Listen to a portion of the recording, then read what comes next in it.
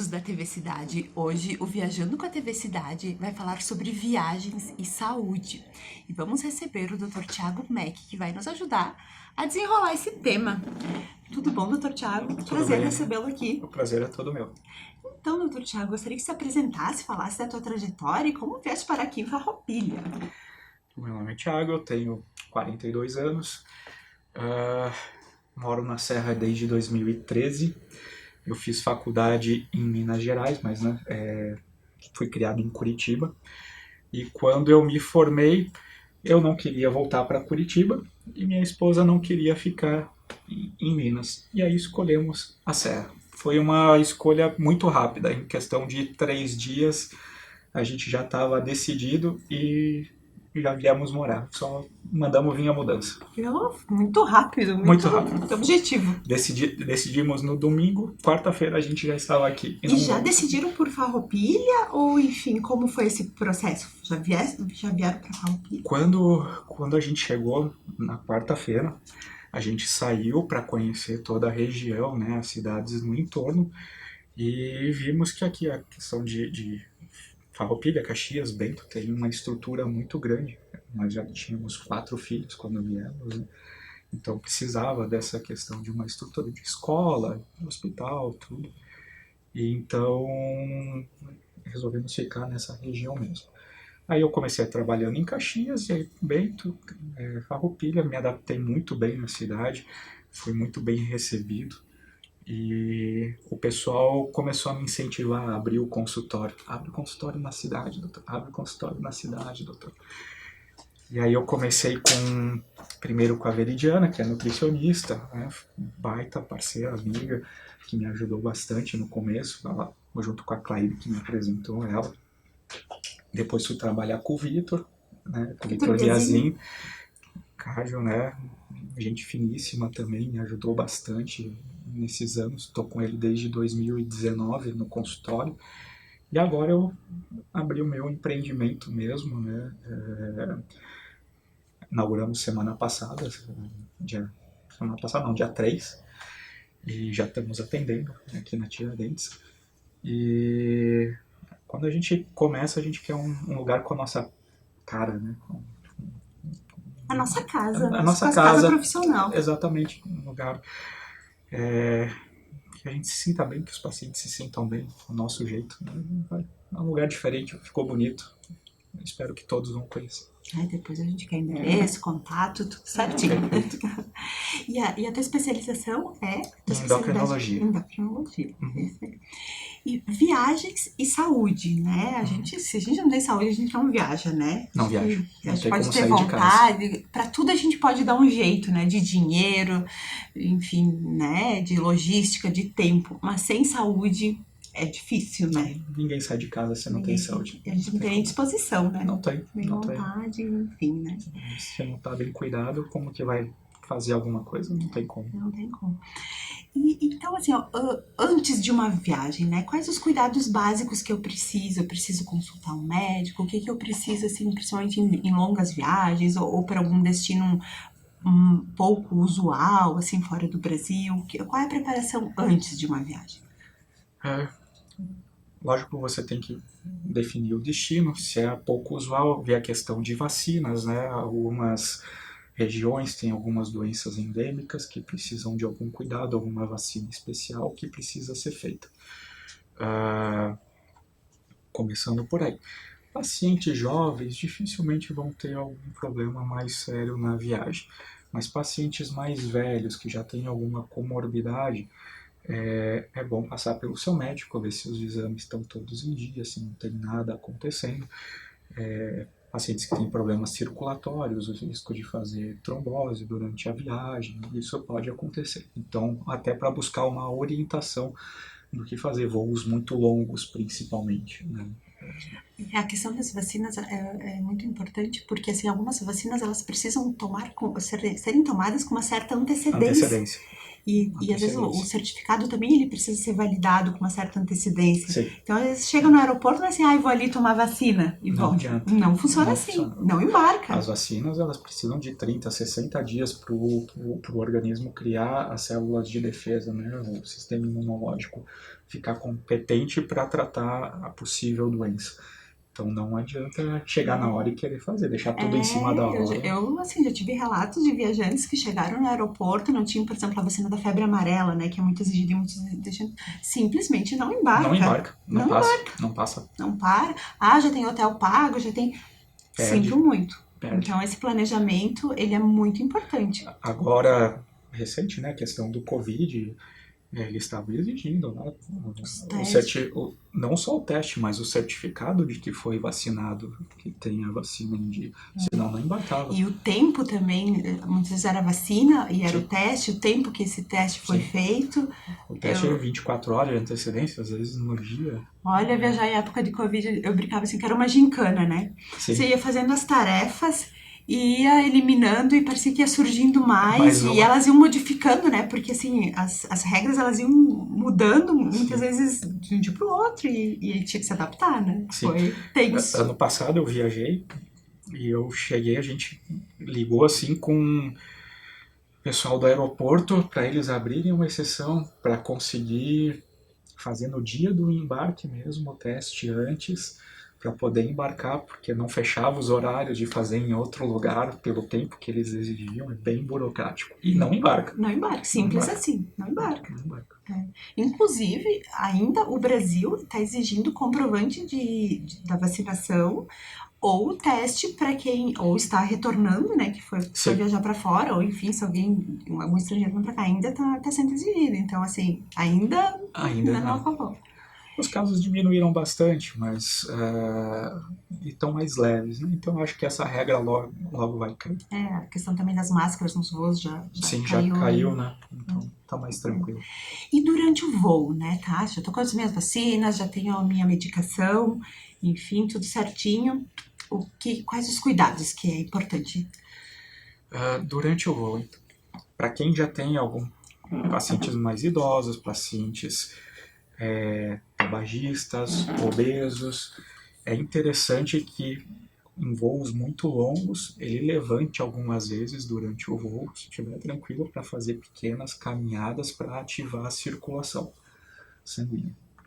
Justamente o que eu falei há pouco, a questão de trombose dos membros inferiores. É muito comum. Então, se não cuidar, o risco é grande. Pode ser auxiliado por aquelas meias de compressão. Elas ajudam, então? Ajudam, pode ser usado. E eu não preciso consultar, não preciso de indicação? Eu posso comprar uma meia de compressão e vestir ou é melhor ter uma indicação? O melhor é ter uma indicação. Porque elas mudam a compressão, né? Mudam a compressão e não é só ir lá na farmácia e achar que aquela meia vai te resolver. Dica bem importante. Não é assim. Existem várias marcas, vários tipos de meia, com graus de compressão diferentes, tamanhos, tem a que pega a sua perna, pega a perna e coxa, né? Então tem que ver, isso é o angiologista, o vascular, que vai indicar a melhor que a pessoa precisa. Não é só comprar que vai resolver, não. Tá, eu tenho um relato até foi a primeira viagem internacional com a minha filha, enfim, depois que ela nasceu, uma viagem mais longa, enfim, era um voo, a gente ia pra Itália, mas o voo era Rio de Janeiro, Amsterdã.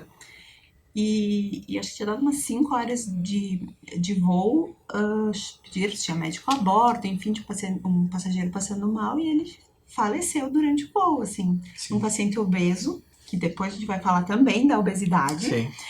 E, enfim, não sei o que aconteceu, eu penso que algum trombo, alguma coisa assim, tenha se deslocado. E ele faleceu em voo. E eu achei até interessante, porque a gente escuta bastante relatos de que o voo pousa, que é feito enfim, pouso de emergência. Não, ele foi até, deve ter ido para colocado em algum compartimento, ele foi em óbito, né? Foi morto até o destino. Sim. Mas, enfim, acontece. Acontece sim. Como é um voo intercontinental, tem a questão do mar, não é fácil desviar para qualquer lugar. Então, às vezes, vale mais a pena ir até o destino mesmo. Dentro do território nacional, então eles vão procurar direcionar para a cidade que tem uma estrutura ali que possa receber mais próxima. Isso acontece. essa diferença, a questão do voo, a questão de diferença de pressão atmosférica ali dentro do avião, isso favorece algumas coisas, né? De estar parado, trombose de meios inferiores, que pode soltar e fazer uma embolia pulmonar, ou próprio infarto, né, do miocárdio. Isso é bastante comum em voo. E outra coisa em voo, né, doutor? Que é mito ou é verdade? Que a bebida, ela, enfim, o efeito dela é maior e algumas medicações também é um pouquinho maior em voo, assim. Não, é um pouco de Mito. mito. O que acontece é que muita gente tem medo de voar, eu sou um que não sou fã de voar, mas vou. As pessoas ficam nervosas, ansiosas e acabam tomando alguma medicação antes, algum ansiolítico. E geralmente esses ansiolíticos eles deprimem a parte do sistema nervoso, né? Tarja preta, principalmente. E aí elas vão e bebem em cima. Aí o efeito é potencializado. E aí o problema é grande. Né? Alguns vão acabar dormindo, ficando mais sonolentos, mas tem uns que têm um efeito rebote, né? Ao contrário, ficam agitados, confusos durante o voo. A gente já viu na TV, né? Até atores que ficaram confusos, tiveram que ser contidos, amarrados durante o voo. Então, acho que também seria interessante se você vai fazer uso de alguma medicação que ela já seja testada antes, né? Não deixa Testada antes e não ingira bebida alcoólica junto com esse tipo de medicação. Nem em terra, muito menos no mar, né? Não funciona. Eu tenho uma história também. Uma vez eu estava voltando de Dubai. Imagina, são quase 15 horas de voo, né? 14, 13, enfim. São muitas horas. E na econômica, né? Que o pobre viaja na econômica, né? E então tava meu esposo, eu e um indiano, né? Eu ali. Pensei, meu Deus. Aí tomei um remédio, né? Dormi antes de decolar. Acho que foi um diazepam, Rivotril, alguma coisa assim. Dormi, acordei, pensei, deve estar chegando, né? Faltava ainda 8 horas pra chegar. Tomei mais um. Eu digo, não, eu não vou ficar aqui do lado desse indiano. Vou tomar mais alguma coisa. Aí tomei, tá? Dormi até São Paulo. Eu tava andando pelo aeroporto, eu caí no chão, assim. Sim. Veio o guardinha me ajudar, porque o marido também tava meio grog, assim. E, enfim. Esses tipos de medicamentos, eles fazem a gente perder os reflexos. Então, lógico, tomar essa viagem longa não tem como não tomar, é cansativo demais. Mas cuidado com o excesso. Com excesso, então, ó, com moderação. E sem misturar bebida alcoólica junto.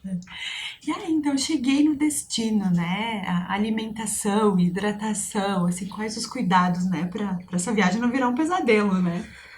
Lugares quentes, lógico, sempre ter a garrafinha de água junto.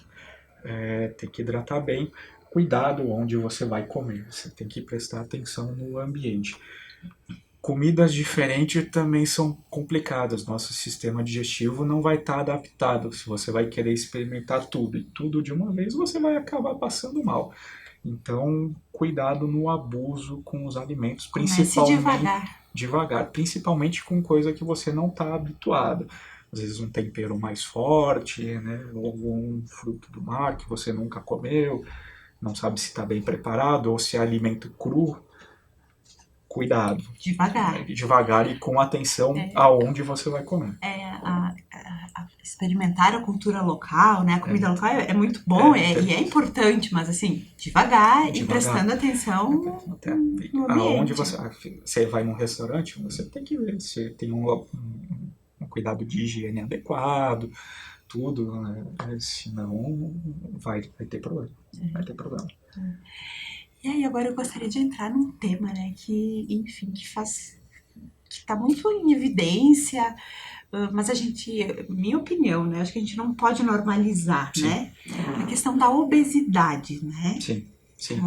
Não podemos normalizar a obesidade mesmo, não. Tipo, eu nunca fui uma pessoa obesa, mas enfim, eu já estive grávida, né? Claro que são situações diferentes. Como limita a movimentação, como a gente cansa, como é difícil, né? Como o espaço, como é difícil a vida, né? Quando a gente tá daquele tamanho. Se você tem um peso maior, o teu coração vai ter que trabalhar mais, ele vai estar sobrecarregado, vai ter que bombear mais sangue para chegar em todas as partes do corpo.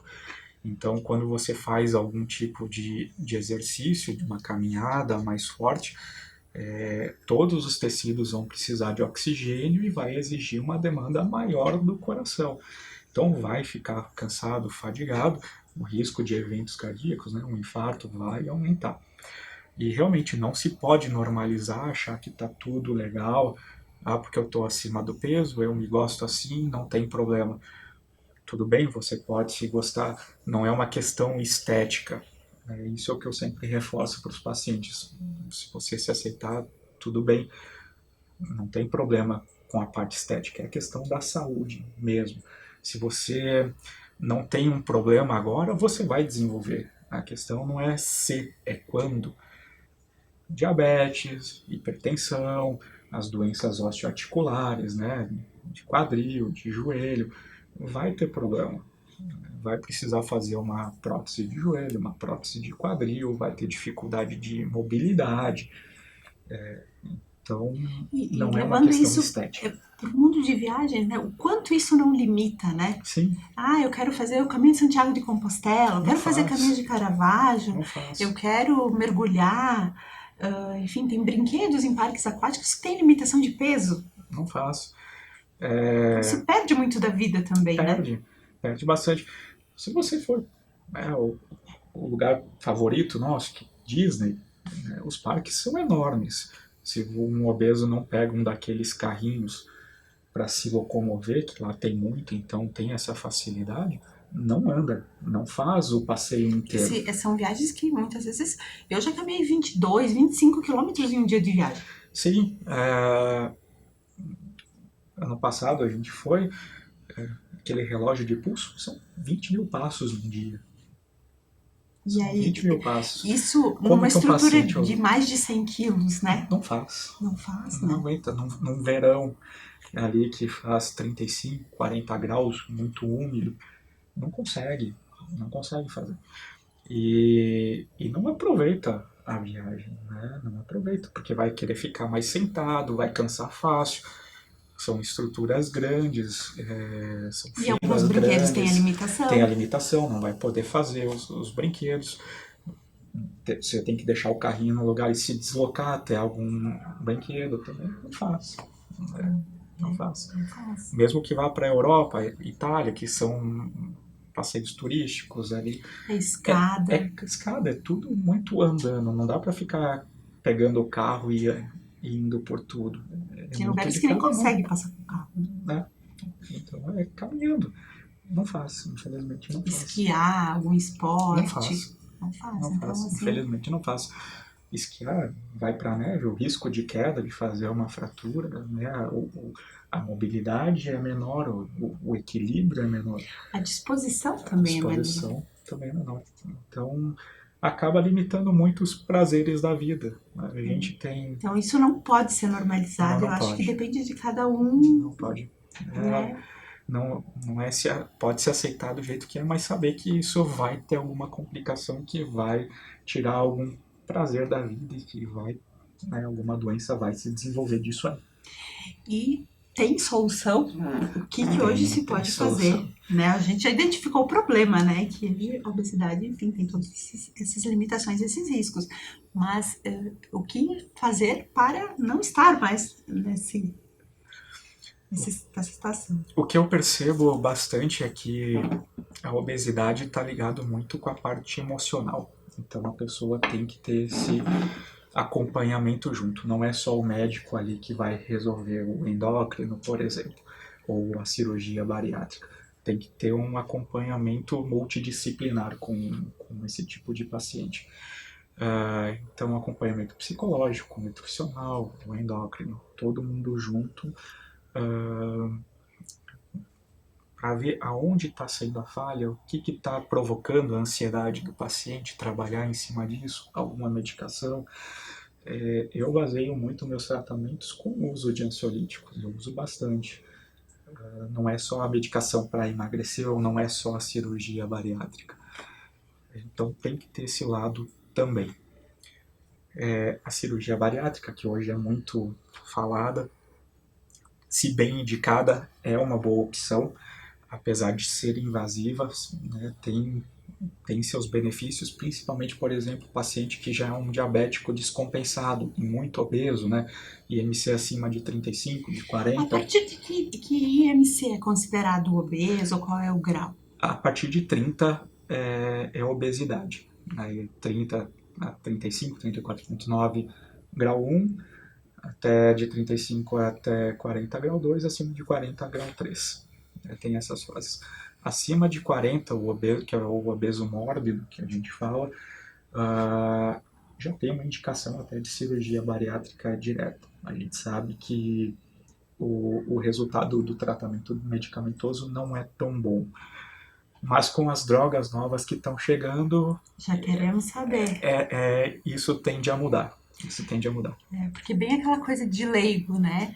Ah, porque o remédio para emagrecer, ou até a bariátrica, depois engorda tudo de novo. É assim, não é assim? Como é que tá? É em parte. Em É em parte. parte. Como uma dieta também, né? Como qualquer dieta, se não fizer bem feita, não vai perder peso. Se fizer a dieta e voltar a comer, vai ganhar peso.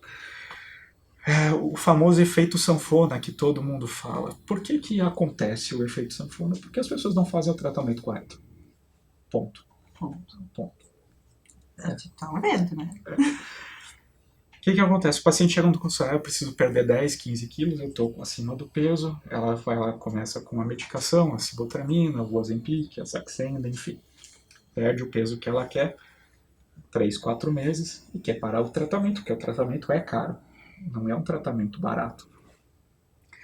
Mas ela não está preparada para parar com a medicação, porque é a medicação que está segurando o apetite dela, que não está deixando ela comer. Mas ela não trabalhou a parte emocional, então ela é uma pessoa ansiosa. A hora que ela está ansiosa, aonde que ela vai? Para a comida. Ela está acostumada ainda a fazer aquele prato grande, ela não acostumou a comer porções menores. Então, a hora que ela parar a medicação, ela vai voltar a comer aquilo que ela quer. E, consequentemente, Vai ganhar o peso tudo de novo. Então, não é a medicação que é culpada pelo efeito sanfona. é o prato. É o que a pessoa faz. Tratamento para obesidade é um tratamento longo. Não adianta fazer um tratamento de 3, 4 meses que não vai funcionar. É tratamento de 1 ano, às vezes 2 anos, às vezes mais do que isso.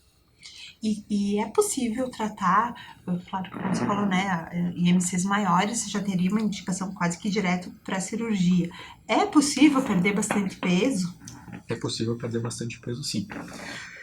Mesmo para cirurgia bariátrica, a maioria dos cirurgiões eles exigem que o paciente mostre que ele está a fim de perder peso, que ele está a fim de mudar. Então, algumas clínicas de cirurgiões bariátricos já tem um nutricionista, já tem um psicólogo junto. Né?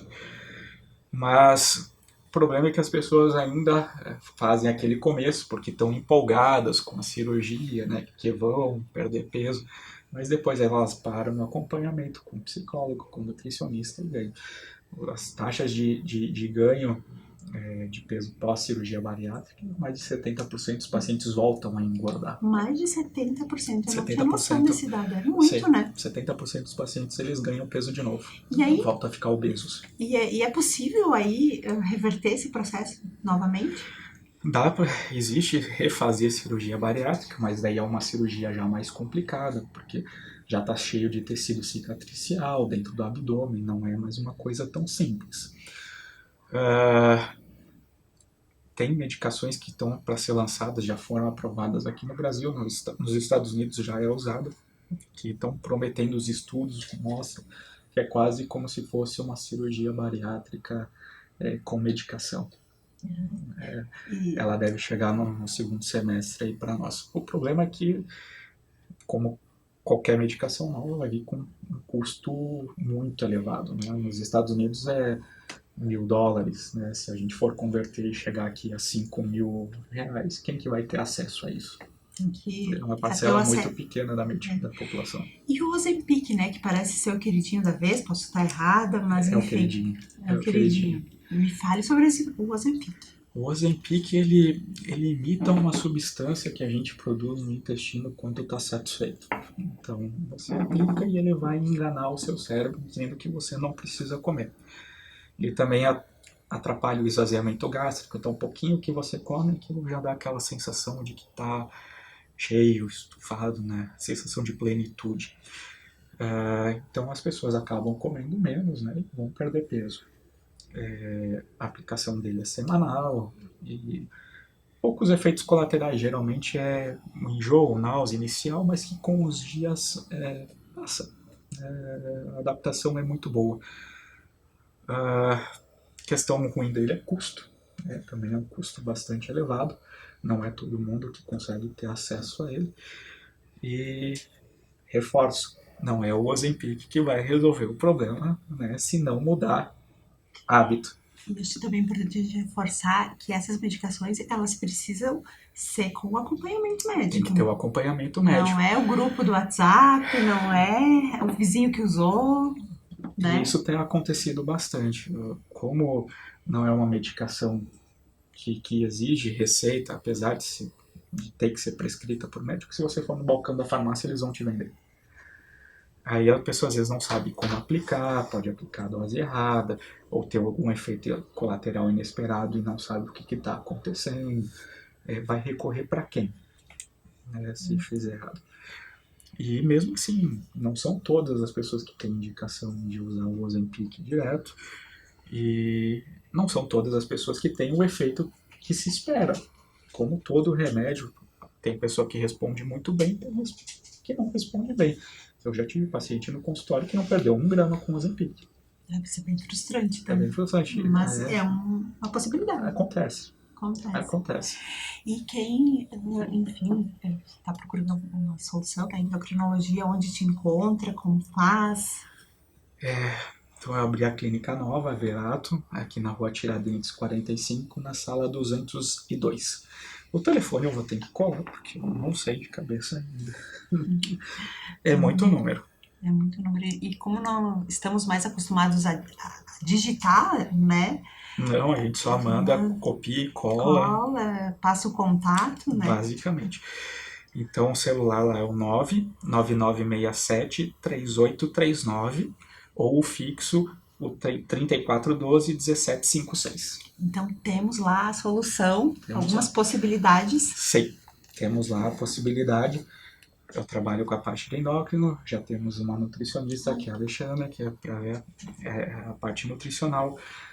Nos próximos dias esperamos ter uma psicóloga também para ajudar. Dr. Maurício, cardiologista, já vai trabalhar com nós. Dr. Fernando, que é neuro, também. A doutora Carol, de clínica médica, e a Carol, enfermeira, que vai ver a parte de feridas, que trabalha com a parte de feridas das pernas, paciente que tem úlceras, né, pelo diabetes ou por varizes. Sim. Ela tem especialização nessa parte, pode ajudar bastante a pessoa. Muito obrigada, doutor. Eu que agradeço pela oportunidade. E as portas, sempre que tiver novidades, e para a gente atualizar também esses temas, sempre estão abertas. Muito obrigado. Obrigada, doutor. E obrigada a todos.